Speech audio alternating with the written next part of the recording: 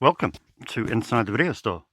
We're doing this on the fly this week because for some reason time has run away from me. One thing led to another yesterday. I didn't get time to tape, and today it's election night in the UK. It's election night. Traditionally, I make a night of it. You know, snacks, drinks, entertainment. What could be better? What could be better? So the store's open, so we're just going to go through a few bits, and then we might have a wander because there's not much in this week. There's not much in, so there's not much for me to kind of do at the old desk. But anyway, we'll crack on.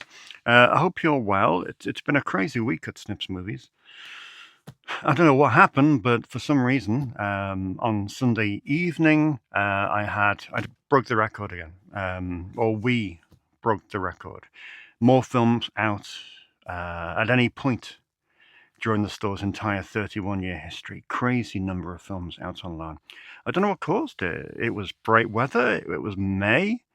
It was kind of exactly what you would expect wouldn't facilitate people renting movies. But hey, that's what it was. And lots of movies went out, so it was absolutely fantastic. Absolutely great week. Saturday, I had customers in from Leeds, Manchester, Chester, Liverpool, North Wales. It was wild. It just is crazy. I mean, you know, I'm convinced one day this will all fall apart spectacularly. But for now, it is just quite shocking that people are coming from such a long distance away to rent movies. And we'll probably have a few cuts in this video as well as people come to the counter. One thing I did want to mention is this exciting thing. This is a very old camera. I've got a customer here by the name of Dylan Cubbin. He's in his 20s. He's a brilliantly ambitious filmmaker. Last year he had a film out that was fantastic, absolutely unreal. It was called Framing New Brighton. And those of you who aren't local to the shop, New Brighton was once like it was like a seaside haven. It was the place to go during post-war era Britain. And before, for families to have a day out or a holiday and things like that. And it's about 10 minutes up the road here from Snips. And Dylan made a film about three well-renowned photographers who used New Brighton as the inspiration for almost starting their careers. It was a great piece of work. Anyway, Dylan comes in pretty regularly. I think Dylan holds the record for introducing the largest number of customers to Snips. Every time he comes in, he brings in someone new, dragging them in by their hair, saying, "You will rent movies." But Dylan's had this idea for like a flip book. And what he wants to do, he wants to capture the people who come here to rent movies. So people are invited to grab this camera, which is on the counter, and take a picture of either themselves, their partner, their wife, boyfriend, girlfriend, and just capture them browsing. Because it's a lost art, isn't it, browsing? And we just want to learn a bit more about the people who come here. We're going to have this flip book, which on one side will have like a black and white photo of the person browsing, and on the other side, it will tell us either a little bit about them or why they come here and why they have a passion for physical media. So that's a new project that we're doing at the moment. We're halfway through the roll that he's left us. Got about 6 pictures left. So if you're in over the weekend, please come in. Please grab this camera, have a photo, and be part of this little thing. It's great. You don't have to have your face to the camera. You can have it from the back, from the side, from whichever angle you wish. So, if you don't want it to be too invasive, then we don't have to have it invasive. So that's really, really exciting. But yeah, today, only a small smattering of films in terms of new releases and what's in the box. A couple more what's in the box coming through the door in about 5 minutes' time from Mr. Posty. So we're just going to have a quick look around at a few other things that I've been working on or mapping out, like an extension to the shelving, a few movements around here, and a few little things that might be of interest. So stuff that kind of I don't mention week to week, but stuff that's percolating in the old brain. That's on the way to being done. Anyway, so what's in this week? Well, it's the first week of the month, so traditionally, and as well as the bank holiday weekend, so traditionally it's a quiet week. The big film of the week is undoubtedly this. It's Send Help. It's the new film from Sam Raimi, director, of course, of The Evil Dead, Drag Me to Hell, etc., etc. And by all accounts, it's good. A few of my customers went to see it at the cinema, and they really, really liked it. So glad to have a new Sam Raimi film in, and high hopes for this and its popularity. So that's good news. The other film of the week in terms of contemporary is the new Jason Statham film. Rick Roman Waugh has directed this, who did Angel Has Fallen. And the Greenland franchise. The Greenland has a franchise? It's one of the things. If it doesn't come out in physical, it doesn't exist to me half the time. But Greenland has a franchise. That's fascinating. Anyway, Jason Statham is in this. Bill Nighy. Daniel Mays is in this as well. Sounds all right, to be honest. But, it looks like a box ticker in terms of non-thinking entertainment, but that's fair enough. We all need non-thinking entertainment from time to time. Will it rent? I don't know, but we shall see. That is Shelter. The invisible film of the week is Return to Silent Hill, which was released on Monday, but currently everywhere seems to be out of stock, so we do not have that. That might be a good thing as far as you're concerned, dear customer, because it was pretty much meant to be a disaster. So, yeah. However, this looks this was very interesting indeed. This is the new release from Lightbulb Distribution. Lightbulb have been releasing some really interesting films, and I'm really pleased. This is from director Addison Hyman. It's his new film, Touch Me, which is like it's almost like a queer-centric body horror. Very ambitious, brilliantly acted by the two leads, Olivia Taylor-Dudley and Lou Taylor-Pucci. It's not perfect, but I thought it was a very, very strong piece of work. But not only that, Lightbulb have made this into a 2-disc set, and they've included Addison Hyman's previous film, Hypochondriac. So I watched Touch Me, liked it a great deal. Haven't had time to watch Hypochondriac yet, but it's a really great addition, because this is the problem with contemporary films when they come out, stuff like Shelter. Special features, none. And that's what the studios do. The studios don't put special features on. But to have an indie like this from a relatively progressive distributor, and have it with 5 hours of extras, a 16-page booklet, Queerness Made Flesh, and as I say, the two films. I think this is a fantastic release. Especially, it's a gamble. It's a gamble for any film in physical media terms, but for an indie film like this is a real gamble. So credit to Lightbulb. Great job, genuinely. That's a really impressive release. Well done. What else is in? Oh yeah, well that's the contemporary. So one to the boutiques. Boutiques we have, well, the 250th Criterion release at Snips, the 250th film in the Criterion section. It's Point Blank. We've been waiting for this for a long time.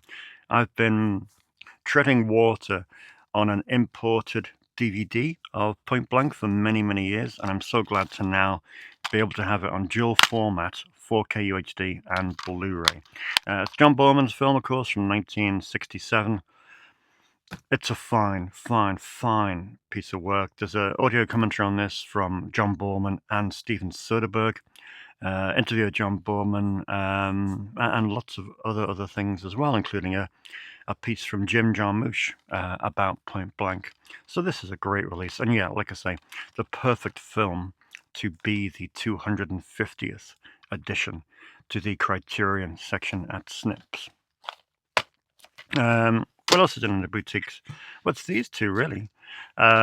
Two Sidney J. Furie films. Now, I'm waiting to do a Sidney J. Furie section. I have a huge Sidney J. Furie box set around there. I have about 30 Sidney J. Furie films on physical media here, and more keep coming in. These are 2 horror films he made in the UK. They're put out by Hammer, but they're not Hammer films. We have Dr. Blood's Coffin and The Snake Woman. Both great additions, lovely slips. They've got the addition of a brand new commentary with each one. And yeah, I had Dr. Blood's Coffin in on DVD, but I have never had The Snake Woman. So they're great releases. So well done, Hammer, for diversifying a little bit and going over to films that aren't necessarily under their banner. Because films like this do need a re-release. They're both from 1961. And yeah, really pleased to have him. But yeah, I'm going to have a think about this Sidney J. Furie section, because he had such a wild career, 50-year career, and he made such a... He's still going. He made such a wide number of films. And he doesn't really get the praise. And I was listening just to the new podcast, the new Pure Cinema podcast yesterday on my travels. And they made a really good point. They had Patton Oswalt on as a guest, and he was fantastic. And they looked at a psychotronic video guide, which was brilliant. They named 15 films in the episode. Some great suggestions. A lot of love for TV movies, which they will be a force to be reckoned with in terms of the way people view them in years to come. I'm absolutely convinced of that. So much gold lurking in TV movies. But one thing they said was sometimes when you have a filmmaker who skips from genre to genre, I think they mentioned Barry Levinson. It might have been someone else. I think it was someone else. But they said when you have a filmmaker who skips from genre to genre, critics can't, like whack-a-mole, they can't pigeonhole them in any specific place. So they find it hard to praise someone who has a diverse career. And I think Sidney J. Furie has had that. He made some amazing films in his career, but I think genuinely, because he has skipped from genre to genre, he hasn't had the praise that someone like John Carpenter gets, or Hitchcock, or you know, a filmmaker like Scorsese, who, you know, Scorsese made one comedy, and even then it was a black comedy, and you know what I'm trying to say. But I think because he does such a wide variety of films, he's hard to pin down and hard to appraise. But hey, yeah, so that's that. So what's in the box we will do in a bit when the postman comes. But for now, let's just have a look at this little thing that I wanted to show you, and I'll get your ideas for it. Now, as you know, I built these 4 units recently. Well, 3 of them I built this year in January, and that one I built last year. I like units like this. There's more flexibility. You know, you can decide where to have your face-on title. You can have majority bookended. And I still think that even with a good portion of these bookended, it's still easily browsable compared to, you know, complete bookended city. I mean, the problem is, though, I need more space for Criterion. I need a wider unit. So the only way to get a wider unit is to build one. But I'm thinking, well, I don't have any space left. But the thing is, I do. However, the only way I'm going to get space is to do something quite controversial that almost goes against the way of video stores. So let me run this by you and see what you think. So I'm thinking of taking these bookended units right the way down, and I'm bending around to here. So we will have these tall units all the way along, joining up with Warner Archive here. So why is that controversial? Well, this section is a new release wall. It's all face on. Everyone can see what every specific title is. And this has kind of always been the most lucrative part of a video store. It's still lucrative today. It's very lucrative. I mean, if I counted up the number of films out on this little section, it could be 100. So, is it self-sabotage to mess with this? I don't know. I don't know. So my theory was to reduce the new release wall by a third and to combine all of these films into two sections. So some of them will be bookended. Maybe the films that have been out a little bit longer, like The Conjuring 4 or Megan 2.0, they could be bookended. And then we can have the newer films, I swear, Black Phone. Hi mate, you alright? Hello.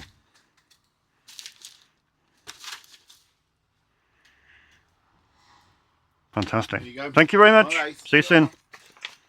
What's in the box? So we could have the slightly older films bookended, and then the newer films face on, but across two units. And then this unit would be a wider Criterion section, that will last, not be full up, instantaneously. And then the gap the Criterion leaves, I would move Eureka up one, I would move Indicator up one, and then maybe finally, I can bring down the sci-fi section, which has been up there for way too long and is virtually unbrowsable. So that's my thinking. I just like the look of these. I think the look of bookended units right the way down would give a uniformity.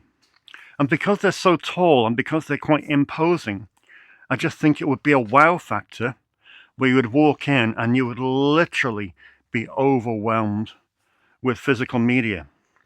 That's my thinking. I'm going to do it. I'm going to do it next month. But I just wanted to kind of put it to the forum out there to see if there's any strong opinions to say no, we need these face-on new releases. Preserve them. So, I don't know. But yeah, so get back to me with that. And then we'll have a little look over a few other things that I've just been tweaking. I tweaked the VHS section as well. Just expanded it over to the left. Here is where I had a load of Region 1 DVDs and kind of old DVDs that don't really belong in the mainstream section. A lot of stuff I've used for research, stuff for commentaries and articles and that. And, they're niche beyond niche beyond niche beyond niche. And I thought, well, they don't really deserve to be integrated into the library, so I'll just keep them as kind of a backup. But yeah, I've been buying more and more DVDs, Cyberjack, more VHS, sorry, because I don't know, I'm just coming across so many films that are never going to come out on any other form. I mean, that is, I always say to people, and if you haven't seen me talk about VHS before, let me reiterate that. I'm not a VHS fetishist. I hate videos. It's a horrible format. Awful, ugly. The only reason I have these is because the vast majority of these films have never been out in the UK on any other format than video. There's no DVD, there's no Blu-ray, there's no UHD. So this is the only way to have them, Night Rhythms by Greg Dark is never going to come out on any other format. It won't, just a fact. So the only way to own that film is to have it on video. Likewise with Illegal in Blue with Stacey Dash.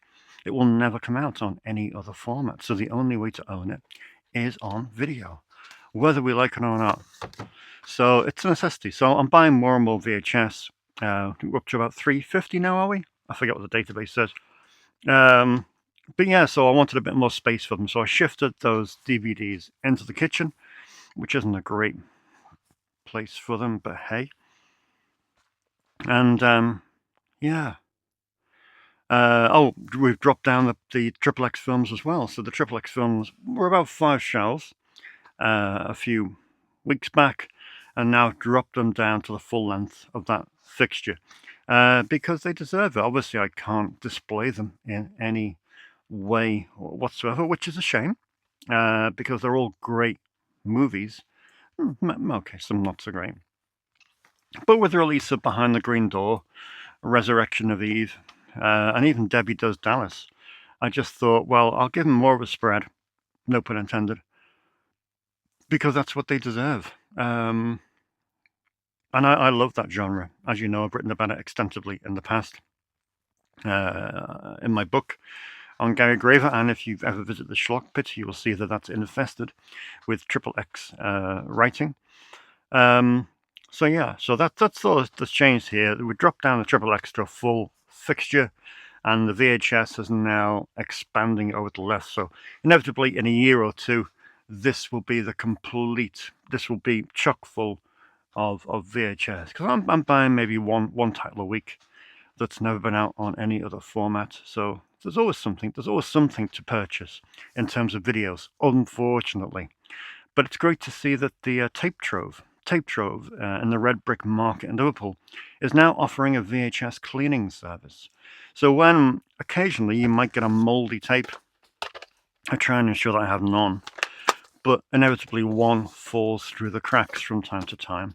A mouldy tape is when you look at the spools, you'll see a little bit of mold on that, tiny bit of mold, just a white kind of residue, moldy residue on the spool. You probably can't see it.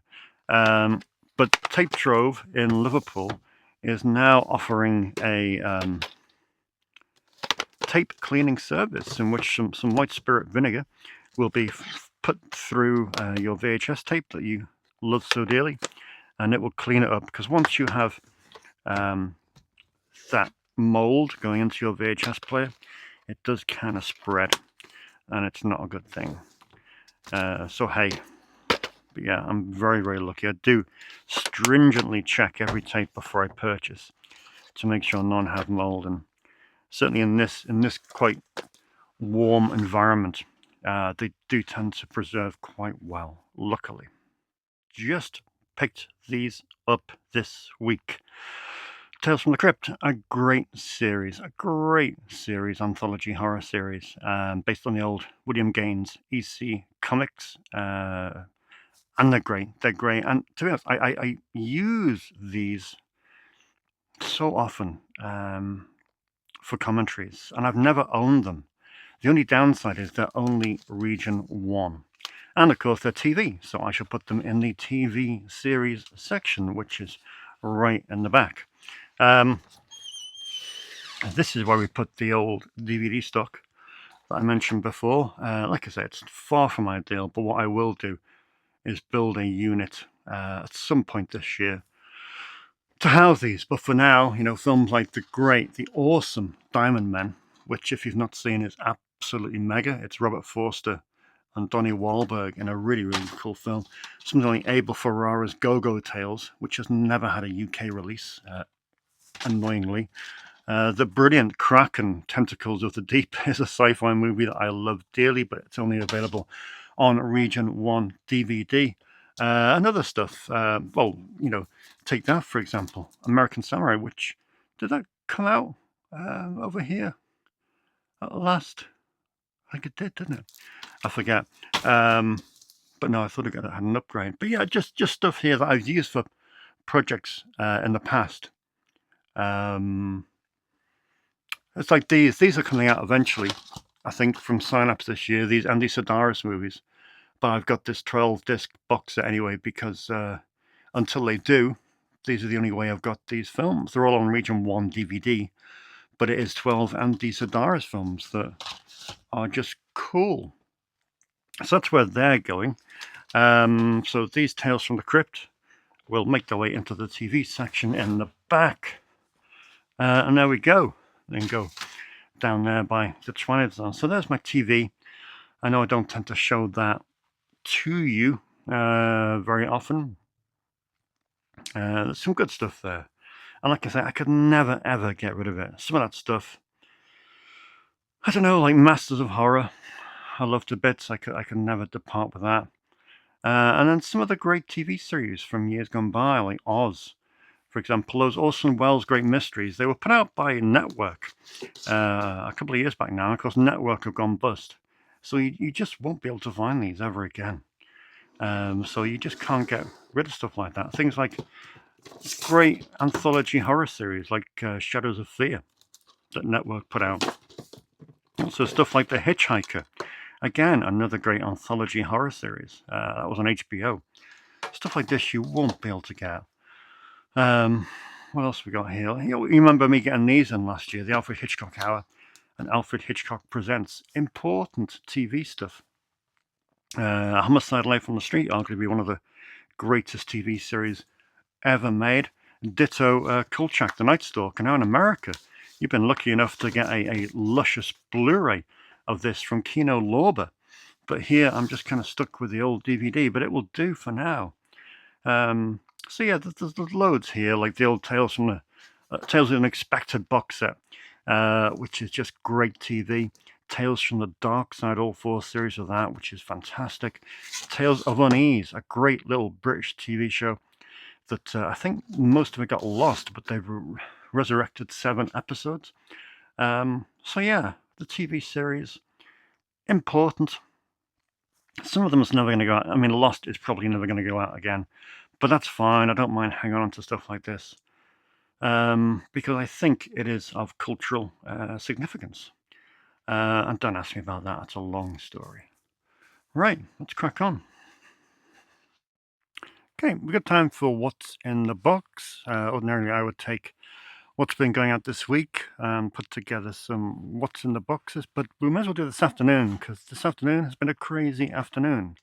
Got a gang of students in who have been filming something for one of their bits of coursework.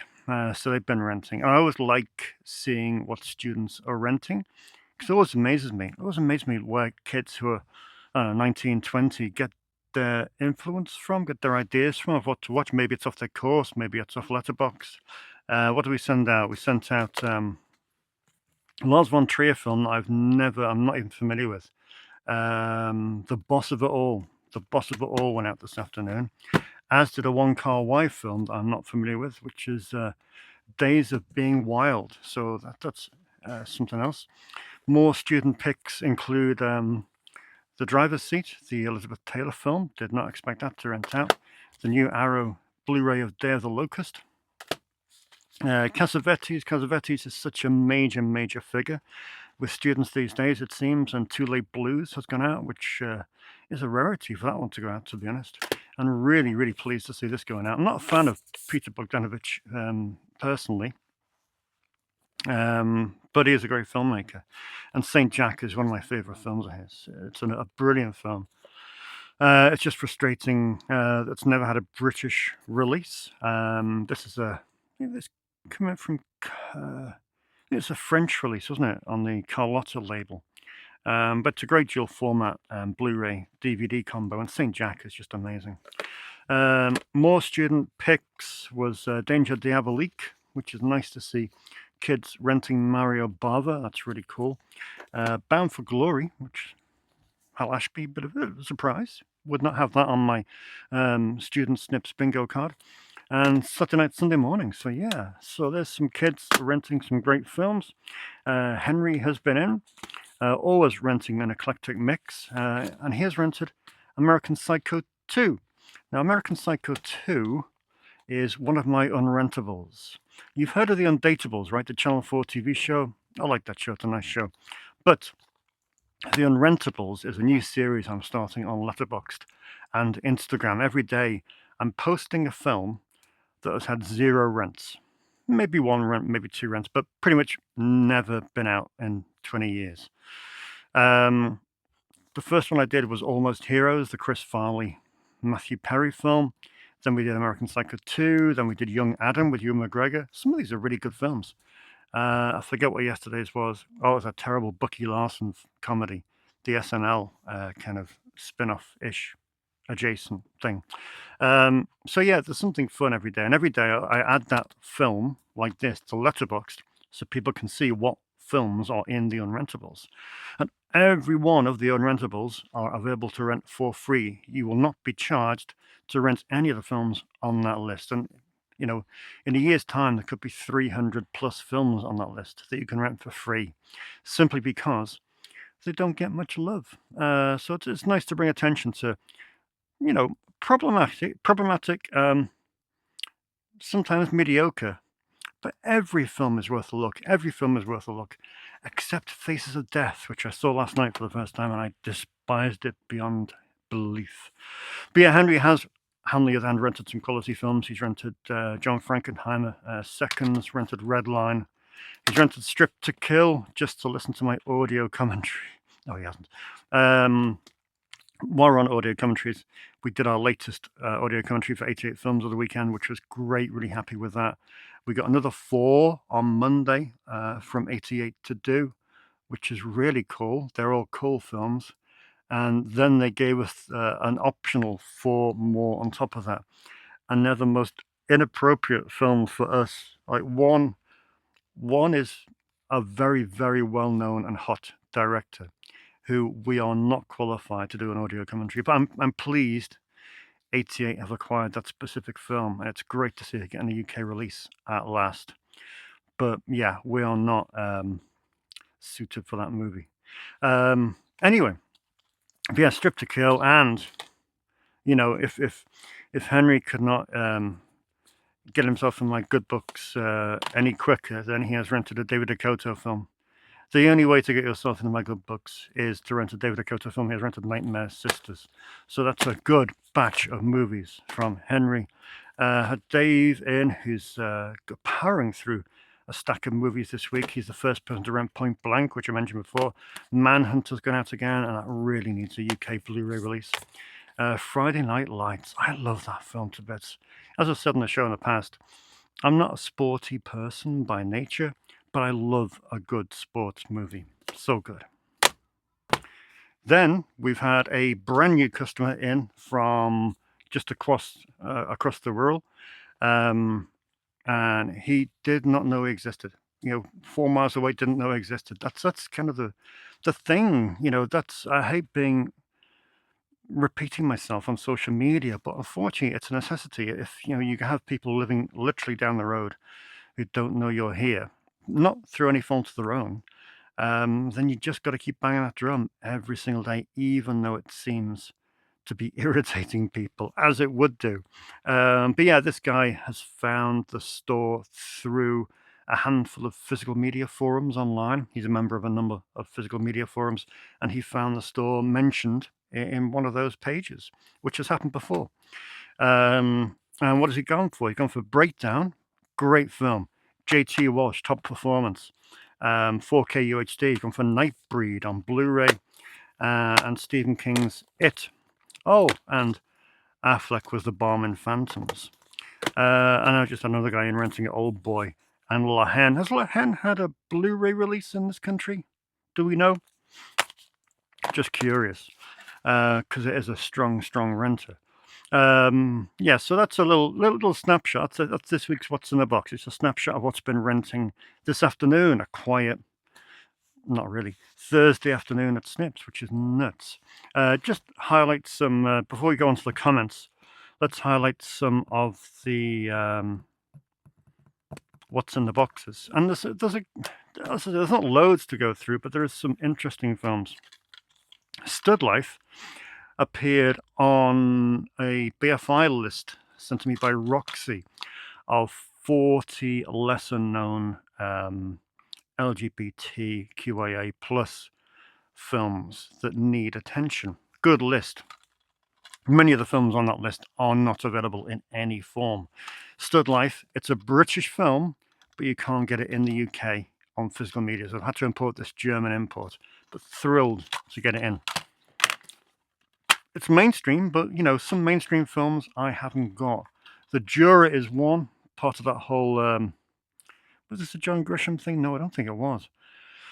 But part of that whole kind of 90s mid-budget thriller kind of thing.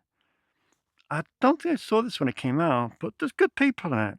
And I think it deserves a place here. So I'm happy to get The Juror. One of my customers mentioned it to me a few days ago. Matt Humphries mentioned this, a film that I've never heard of in my life. But it sounds amazing. It has a quite extraordinary title. It stars Chris Christopherson and Sarah Miles. It is called The Sailor Who Fell from Grace with the Sea. is on the cusp of being out of print. It was released by Metrodome back in the day. Metrodome don't exist anymore. And yeah, it looks absolutely fantastic. So that's a great addition. Good suggestion, Matt. Kamikaze Hearts is in, another suggestion by Roxy. This was filmed by Juliette Bashaw. It's a kind of quasi documentary about the relationship between Tiger and Sharon Mitchell, who were both porn icons in the 1980s. Misogyny, drug abuse, exploitation. It's a pretty heavy piece of work. It's from 1986. Kamikaze Hearts is here on Blu-ray from the BFI. Really excited to get that in. And arguably the most exciting release of the week is this. It's Palmer Rocky's Scarlet Warning 666. This is a Grindhouse releasing film.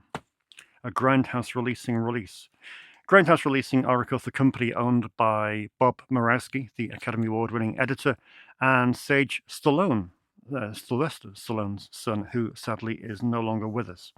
For years, they've been digging up some of the most obscure films known to man. And they're excellent releases. Things like Massacre Mafia style, and just wonderful films that I've never seen the light of day. Sometimes having to reconstruct the whole film in order to put it into some kind of releasable state. Palmer Rocky wrote, produced, directed, and starred in this legendary lost magnum opus. It was shot in Dallas and was originally titled It Happened One Weekend. It's been rescued from oblivion by Grindhouse in its home video debut. It's a mind-numbing meta movie that will drop the jaw of even the most jaded cult movie fiend. Even you, Neil, will like Palmer Rocky's Scarlet Warning 666. It's a great release. Grindhouse only release maybe one film a year, so that makes this a very, very exciting release.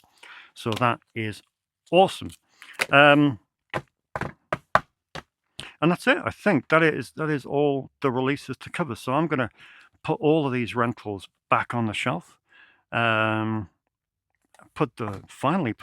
getting late. It's about 5:30. Finally put the new releases on the shelf, ready for Friday, ready for the weekend's trade. And yeah, and then hopefully when we look up in an hour and a half or so, we can look at the comments and we can wrap up any other business that I haven't already discussed. So yeah, apologies, there's been a little bit scattershot this whole episode, but some weeks are like that. We can't always sit down with a cup of coffee and just chill. Sometimes it's a little bit on the fly. But it has been a crazy few days, fortunately. So yeah, stay with me, and we'll have a look at some of your comments. And we're back. Thank you for your patience today. Thank you for your patience. I know it's been a bit of a fragmented piece of work, but sometimes life gets in the way, and I know a lot of you would miss this if I didn't do it every week, and I like doing it. So it's nice to update you with everything that's going on. It really is fun. What began 2 years ago as I don't think I took it that seriously, to be honest. I just presumed it was going to be something that maybe 10 people might watch. And yeah, it might generate maybe a bit of interest with people. Might get a handful of customers, but it still amazes me. The response week in, week out from everybody, it's fantastic, and I'm very, very humbled by it all. Let's have a look at the comments. Adam Schofield, obviously last week we got in the box from Distropix of British erotica. Eskimo Nell is fantastic and very funny, along with Cool It Carol by Pete Walker and Confessions of a Window Cleaner. These are the best of 70s Brit grot. Nell is well worth checking out. A genuinely good film. Yeah, I have heard good things about Eskimo Nell. So it is here. It is on Blu-ray. It is restored. So yeah, please feel free. Paul says, Eskimo Nell. Oh, wow. The fantastic Katie Manning who I got to interview on stage in 2024. What a star. Manal has been in touch. Sorry, Manal, I'm late again. Posting your films. They are in the post today. I love documentaries, says Manal. Motel Drive and The Bridge both look very interesting. They are absolutely fantastic. One of my favourites, albeit heartbreaking, is Dear Zachary. I would also put the Jinx miniseries by Andrew Jarecki alongside it. Yeah, Dear Zachary has a story. Well, Dear Zachary is one of the greatest documentaries ever made. It's stunning, and it will break you in two, as Manal rightly says. I've seen it. It's an amazing piece of work.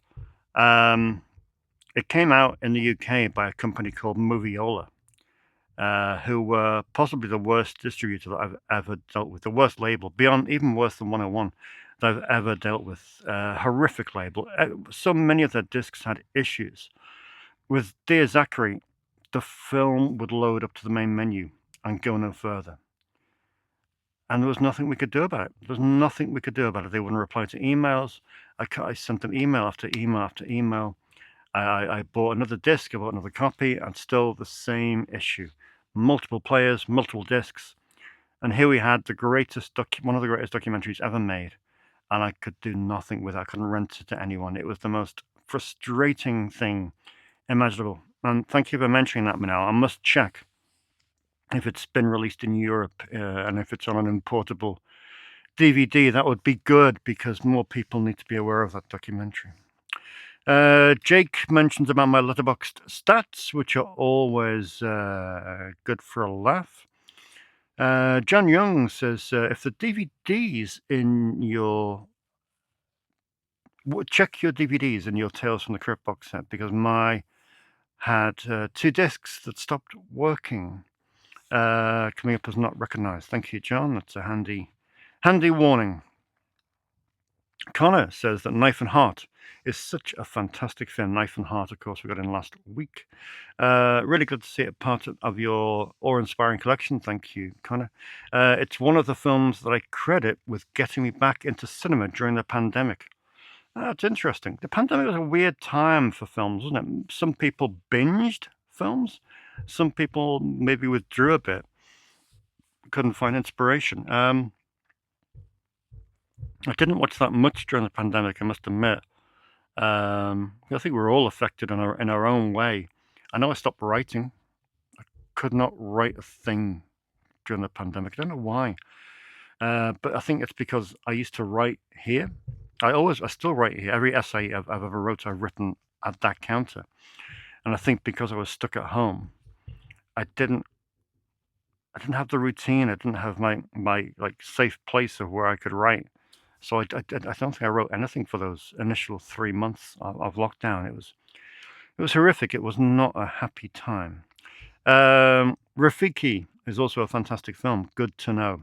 I watched it as part of my mission to see a film from at least one country. No, as part of my mission to see a film from every country, one film from every country. Wow, that's a good mission. Similar to the one that James and Lani are currently on with my World Cinema section.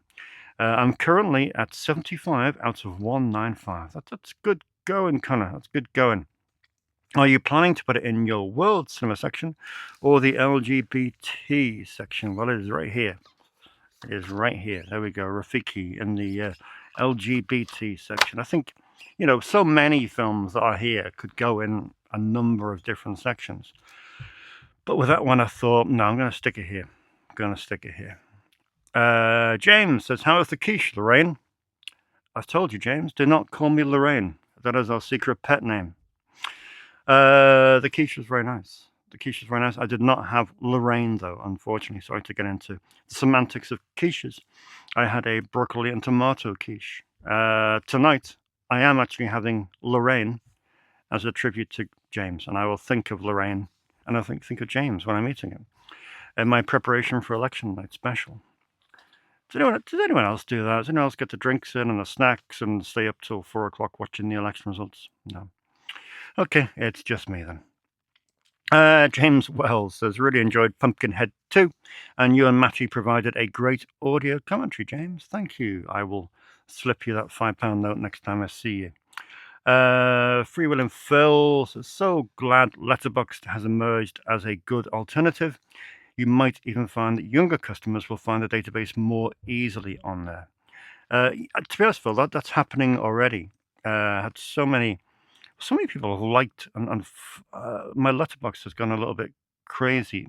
Not crazy in terms of, you know, lots of people, but I think I must have gained about 50 followers since I posted the list there. And the list itself has been liked 80 times. So that's good. That's good. That's what it's there for. So I'm really, really happy about that. A few people have found, like Sam was in today, just couldn't get the rhythm right of how to find whether a film was on there. But once you've got that rhythm of searching for a film on Letterboxd, going to that film's page, scrolling down to lists on the right-hand side, then clicking lists, and then you have your answer. Then I think once you get into the rhythm of searching for a film, it's a good tool. It's not perfect, but as a free alternative to what we had, I think it's good. And I like my other lists on there, the want list, which I always say to people, the want list is for films that people think I should get in as just a database to remind me of what to keep an eye out for. I can't get everything on there because everything on there isn't available on physical media, but it's a good tool to have in case something gets announced and I think, I'm sure someone asked for that. So yeah, please, if like Jude and Tom were just in now, Jude said, I feel cheeky adding films to that want list. But I said, Jude, don't. Anything I haven't got, please tell me and stick it on the want list. And then he told me about Yugoslavian cinema. No, I'm pleased. And I've just done added another film to the Unrentables today, which is Sweet 16, the Pete Postlethwaite film, the Dutch, Belgian, British collaboration, the erotic thriller that sees an impotent Pete Postlethwaite hire a strapping young man to be his sex surrogate as he pervs on them from another room. I like that film. I like that film a great deal. Written by Charlie Higson, who wrote The Fast Show. There we have it. So yeah, that was pretty much it. Just Phil finishes off by saying he liked The Chronology of Water, the Kristen Stewart film. So that's really cool. And he recommends it to indie and fans of experimental cinema. Good to know. And finally, Stephen says, do you ever come across disc rot? I have a way smaller collection than yours, but I find a few defective discs every year. Death Wish, Friday the 13th, The Ghost of Mrs. Muir, Blu-rays are my latest casualties. Makes me wonder if these discs have a limited lifespan. Now, I replied to Stephen, I said, no, none. But having thought on, I think there were 2 discs I had. One was Wrong Turn on DVD. And when I flipped it over, I could just see a kind of browny, beigey, like a watermark on it almost, that prevented it playing. So that was one. So I presume that to be disc rot. Whether it is or not, I don't know. So I presume that was one. So that was Wrong Turn, but easily replaceable. And there was another one. I think it was something like Casablanca. And that was my only Blu-ray that I've had an issue with. I don't know if it was disc rot, but all I know is that it did not play in any capacity, but it did look fine. And as I said to Stephen, I'm sending out between 500 and 600 discs a week here. And the amount of people saying that things didn't work, out of those 500 or 600 discs, I think it might be about one person every 2 weeks. So it's about 1 in 1,000 discs that I have an issue with, but the majority of times it seems to be an issue with the person's player. As I say, I've got 3 players at home for no apparent reason. A PS5, a 4K player, and a Blu-ray player. And I do religiously take home any disc that people say isn't playing in their machine, and the vast majority of them, if not all of them, seem to work in my player. So there might be some compatibility issues with some people's players. Often it can be the most silliest thing like a little piece of grime or dirt or scuff or sticky fingers, you'd be surprising. I mean, my customers are very, very, very good, very careful.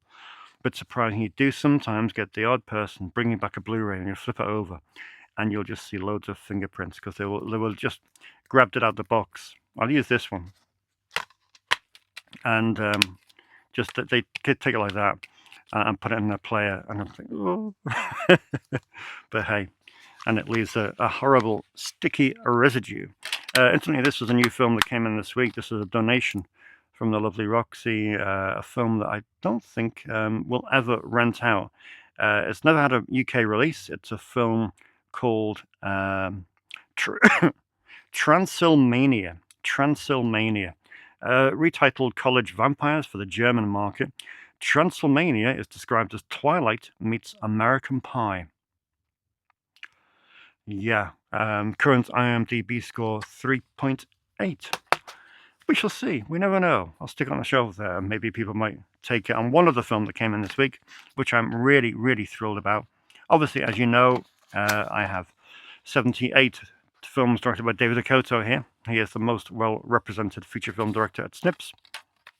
And I found one that I didn't have. Just by chance, I haven't had a copy of Beastly Boys. Beastly Boys, A Twisted Tale of Revenge.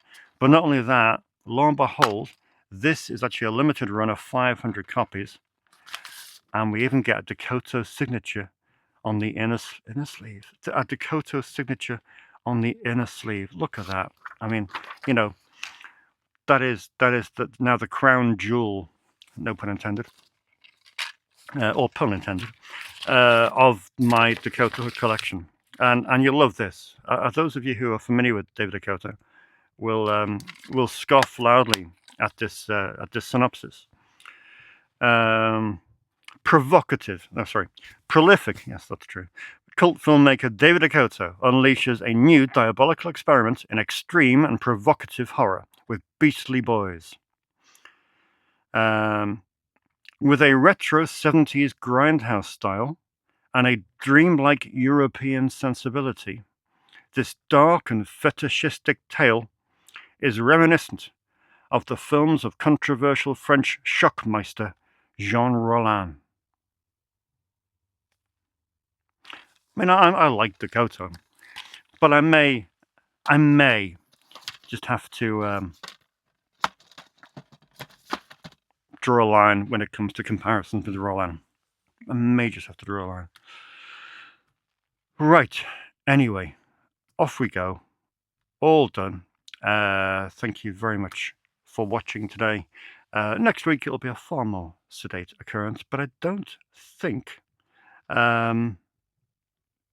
there will be much in. There has been a load of new films added to in the German market, so I may have a catch up with Germany in the next few days because there's some really cool films coming out there. But I may just save my money till later on in the month where things get a little bit spicy in terms of releases.